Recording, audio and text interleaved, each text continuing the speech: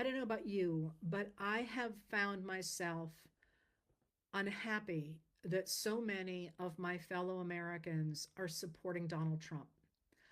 Um, like I say, he's not a normal Republican. He has vowed to go after his political enemies with the military. He's called for getting rid of our civil service. He's called for getting rid of our independent judiciary and our independent military and making them all subservient to him. He's talked about imposing Christian nationalism on the country. It is very clear, I think, that he is not okay mentally and that a Trump presidency is a Vance presidency. An advanced presidency is one that imposes Christian nationalism on the rest of us, I think for quite complicated reasons.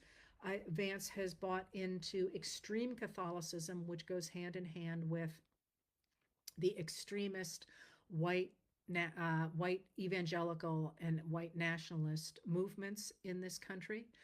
He is working again with what I call the tech bros, the technological elite, who also want to destroy democracy. And all of those groups are quite articulate about their determination to destroy democracy. I can't believe other Americans are supporting this. And I think you have two options when this hits you. One is to give up on democracy. One is to say, well, it never worked. I mean, democracy is a very fragile form of government. It's an anomaly in world history. We've tended always to go with monarchies or, strong men and to say, okay, that's it, I quit. It's never going to work. But the other way to look at it is what I do, and that is to say, people want to do what is best for them and their families, and they are easily swayed by disinformation. And I look at the people I know who have voted for Trump.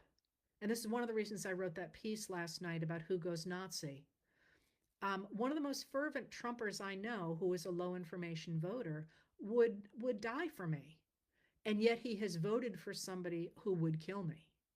And I think that I have to look at those people and recognize that the real crisis that we are in is this crisis of disinformation.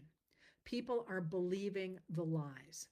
And because of our First Amendment, the government can't do a lot about that. What it can do is it can change the algorithms so that lies aren't fed to people quite so fully.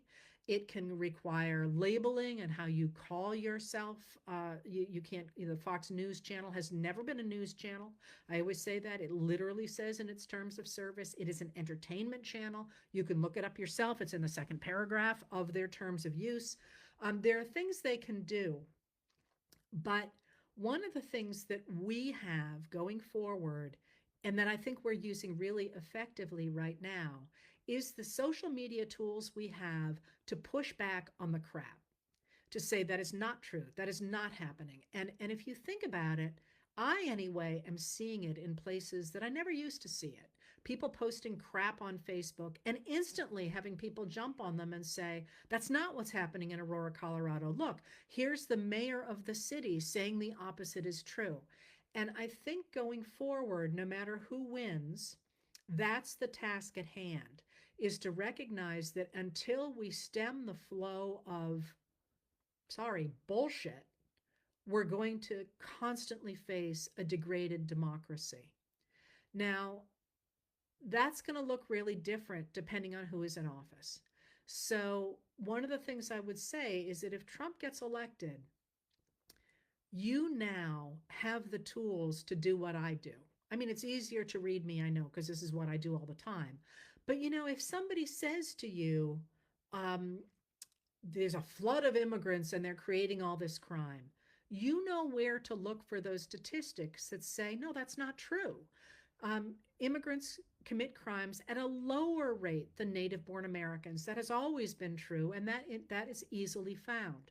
We know the numbers are lower now than they were under the Trump administration. You know where to look for those. You can look at government websites. Well, those may not be so good in a Trump administration, but you will find those trusted voices.